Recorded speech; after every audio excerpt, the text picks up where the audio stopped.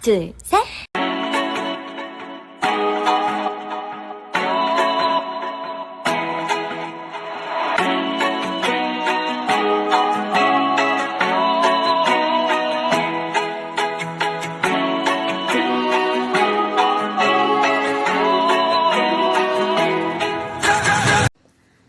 Assalamualaikum warahmatullahi wabarakatuh. Perkenalkan, nama saya Nadiah Erlian Rahman.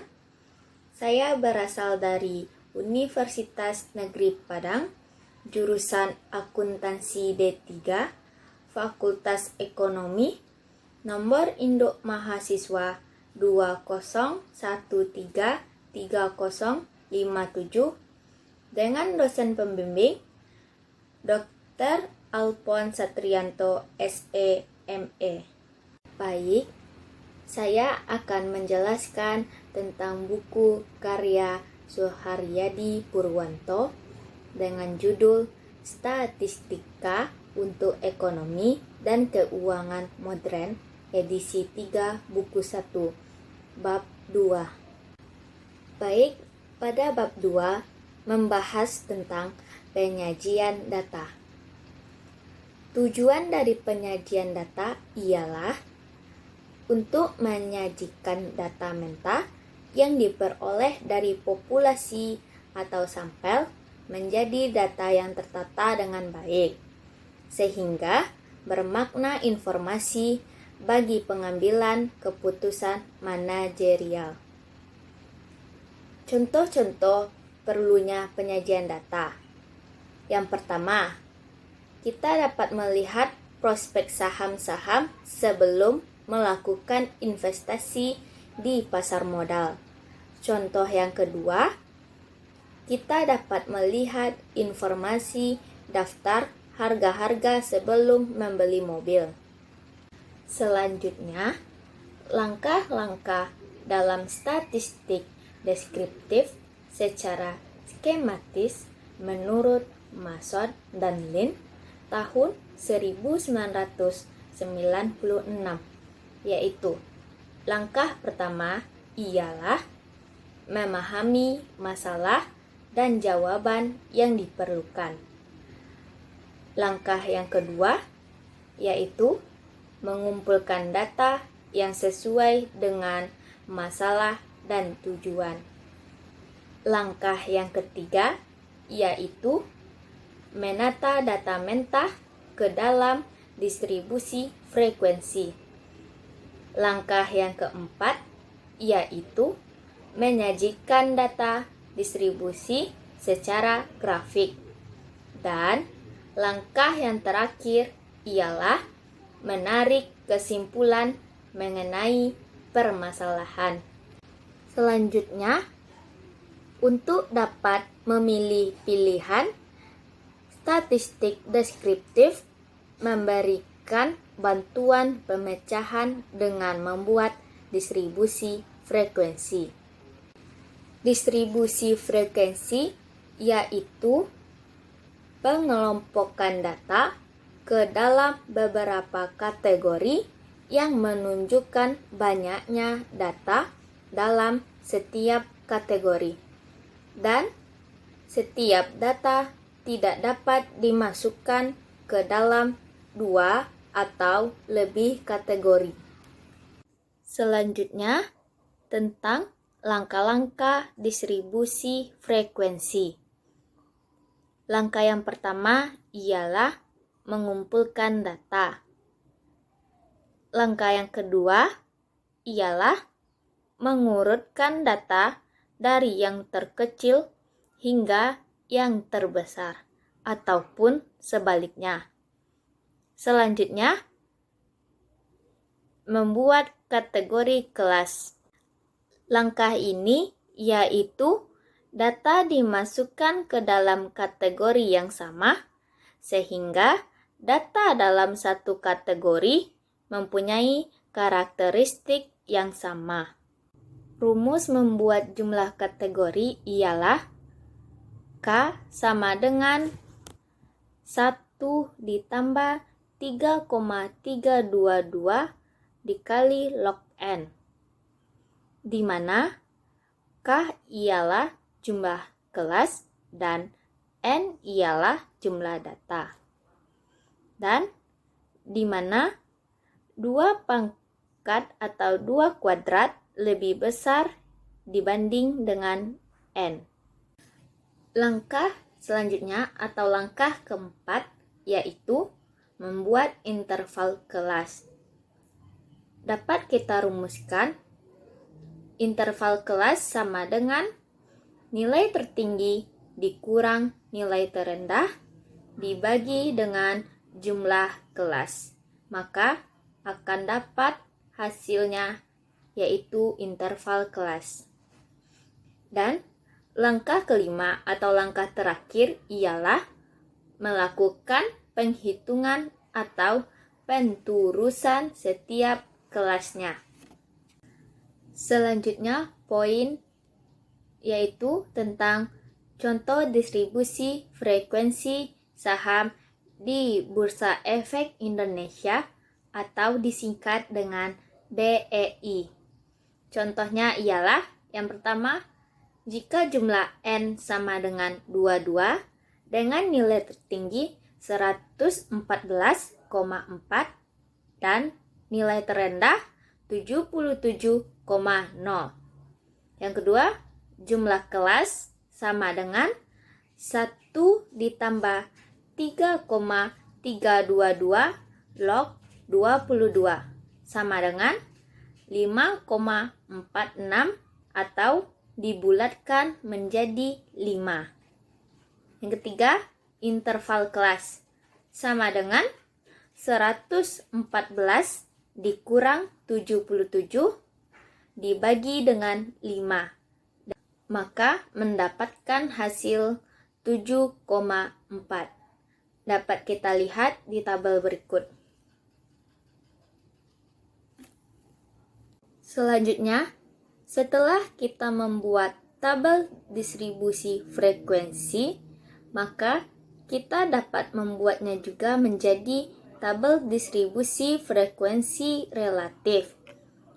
Tujuannya yaitu dapat memudahkan dalam membaca data secara tepat dan tidak kehilangan makna dari kandungan data tersebut.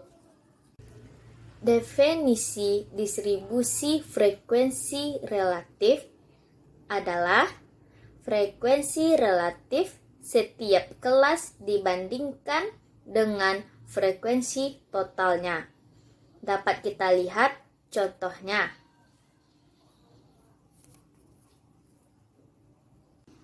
Selanjutnya, penyajian data atau kita membuat distribusi frekuensi dapat dalam bentuk sajian gambar, baik grafik poligon, histogram, maupun OGIF.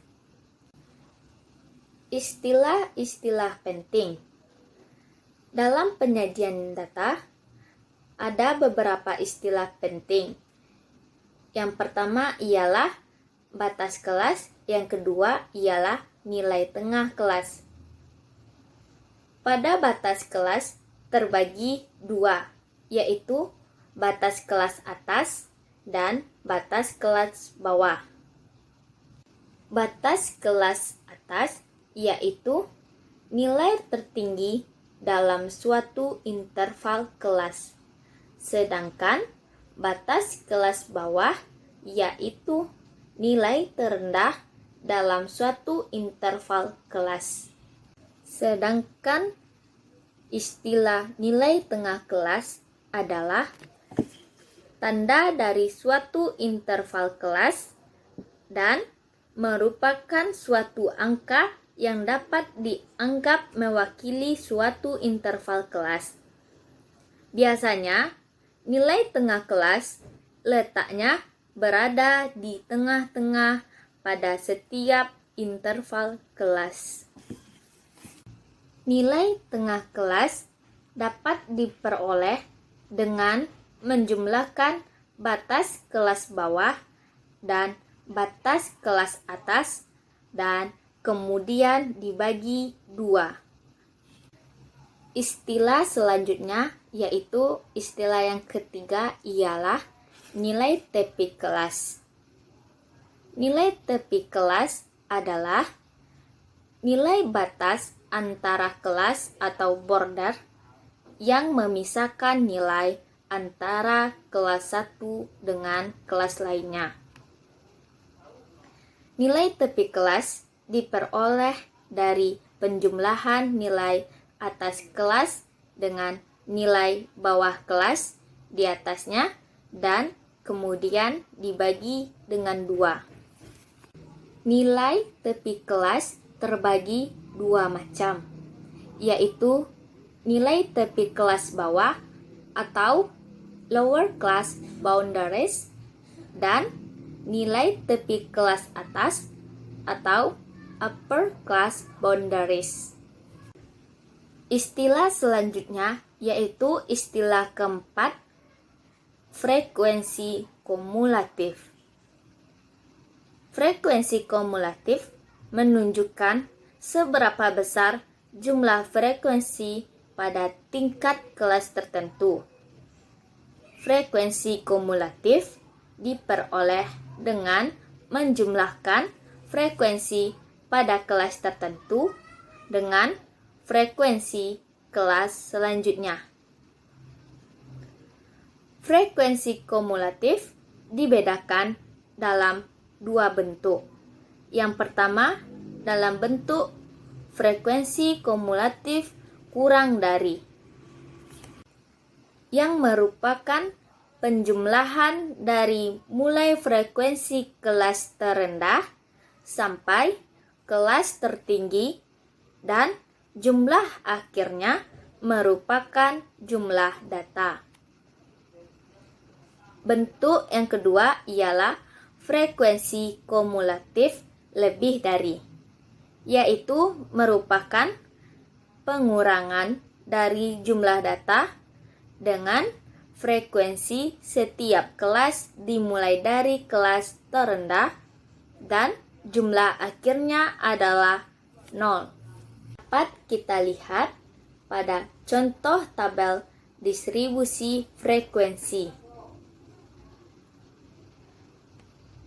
Selanjutnya, contoh tabel nilai tengah kelas.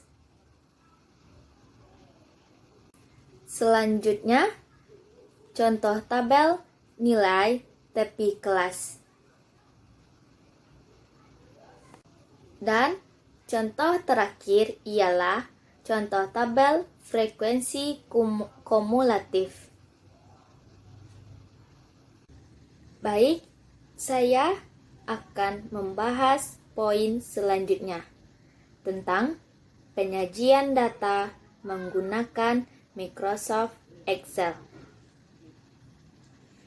Pada Microsoft Excel, kita dapat menggunakan penyajian data atau menyajikan data menggunakan beberapa grafik. Yang pertama yaitu grafik histogram, yang kedua poligon, dan yang ketiga kurva ogive. Baik, saya akan membahasnya mulai dari histogram. Histogram merupakan bentuk diagram yang mudah dipahami. Histogram merupakan diagram balok karena frekuensi disajikan dalam bentuk balok. Histogram menghubungkan antara tepi kelas interval pada sumbu horizontal atau X dan frekuensi setiap kelas pada sumbu vertikal Y. Contoh berdasarkan harga saham di BEI berikut disajikan dalam bentuk tabel dan dalam bentuk grafik histogram. Berdasarkan grafik histogram pada gambar, terlihat bahwa frekuensi harga saham dari 22 perusahaan mengikuti pola kurva normal. Frekuensi dimulai dari yang kecil, kemudian meningkat, dan selanjutnya menurun. Grafik menunjukkan bahwa harga saham dari sebagian besar perusahaan berada pada kisaran harga Rp91,95 sampai Rp99,45. Komputer atau laptop pada saat ini memberikan kemudahan untuk mampu menyajikan data dalam bentuk grafik. Microsoft Excel merupakan program statistik yang bermanfaat untuk membantu menyajikan grafik. Beberapa langkah membuat histogram dengan Microsoft Excel 2013 adalah sebagai berikut.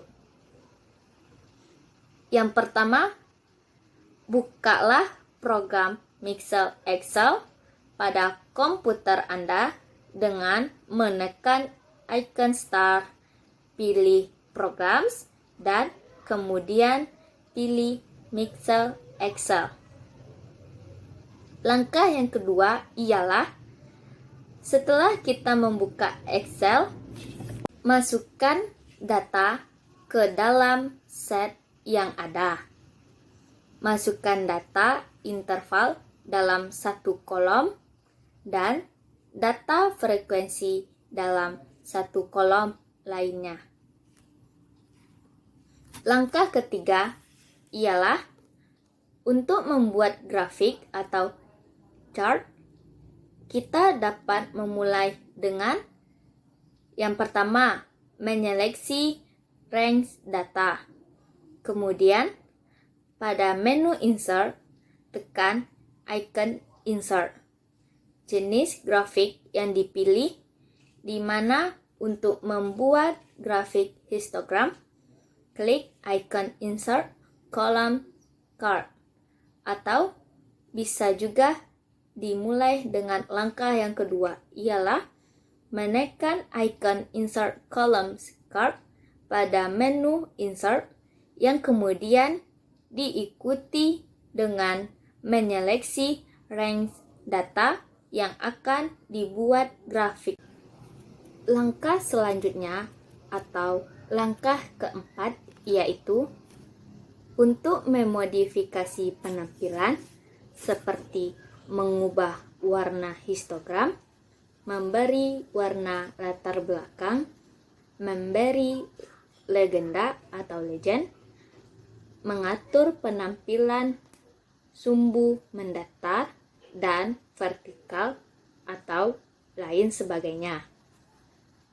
Maka kita perlu mengklik kiri 2 kali sehingga muncul sub menu format data series di sebelah kanan screen dan 3 icon di sebelah kanan grafik.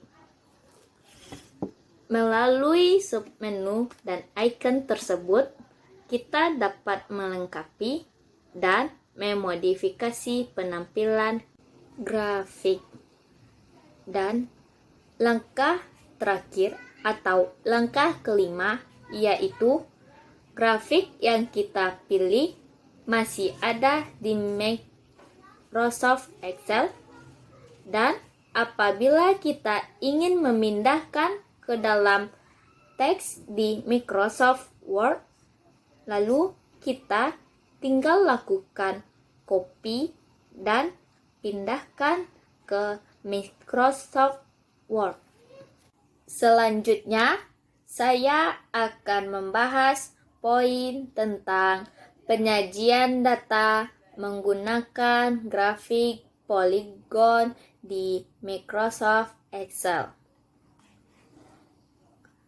Grafik poligon hampir sama dengan grafik histogram.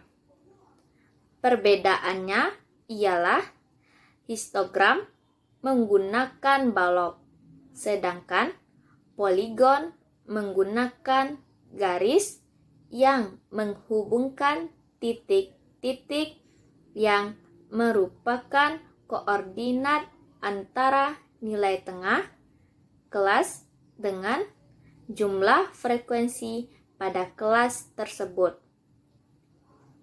Titik tengah kelas merupakan representasi dari karakter kelas dan nilai tengah ini menggantikan posisi interval kelas pada diagram histogram. Contoh kasus harga saham di BEI, nilai tengah dan frekuensi adalah sebagai berikut.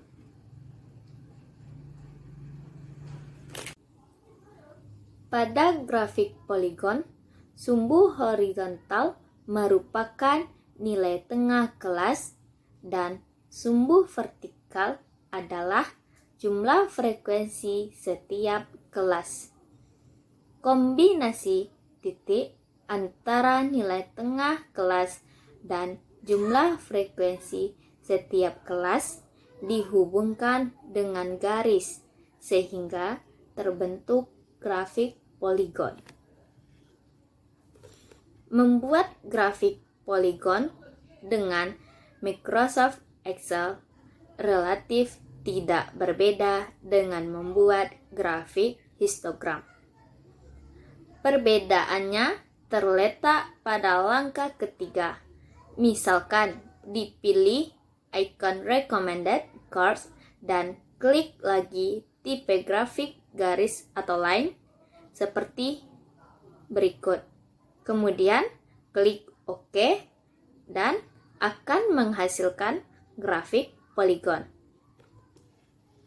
Selanjutnya, saya akan membahas poin tentang penyajian data menggunakan Microsoft Excel dengan grafik kurva OGIF. Kurva OGIF merupakan diagram garis yang menunjukkan kombinasi antara interval kelas dengan frekuensi kumulatif. Kurva OGIF menunjukkan frekuensi kumulatif pada setiap tingkat atau kategori. Sumbu horizontal pada kurva OGIF menunjukkan tepi interval kelas dan sumbu vertikal menunjukkan frekuensi kumulatif. Dapat kita lihat pada kasus saham di BEI, frekuensi kurang dari dan lebih dari disajikan sebagai berikut. Berdasarkan tabel tersebut, terlihat bahwa jumlah perusahaan dengan harga saham di bawah 106.095 rupiah terdiri atas 18 perusahaan, sedangkan perusahaan yang harga sahamnya di bawah 91,95 rupiah terdiri atas 7 perusahaan. Dari sisi frekuensi lebih dari, dapat kita ketahui bahwa perusahaan yang harga sahamnya di atas 106.095 rupiah terdiri atas 4 perusahaan. Kurva OGIF memudahkan kita untuk melihat frekuensi kumulatif baik dalam bentuk nilai absolut maupun nilai relatif pada tingkat atau interval tertentu. Kurva OGIF dari harga saham di BEI disajikan sebagai berikut. Membuat kurva OGIF dengan Microsoft Excel hampir sama dengan membuat kurva poligon. Kurva ogive bisa hanya satu grafik, yaitu ogive naik untuk frekuensi kurang dari, atau ogive turun untuk frekuensi lebih dari, atau kedua-duanya digabungkan. Sekian hasil dari persentase saya, dan apabila ada kekurangan atau kesalahan, mohon dimaafkan.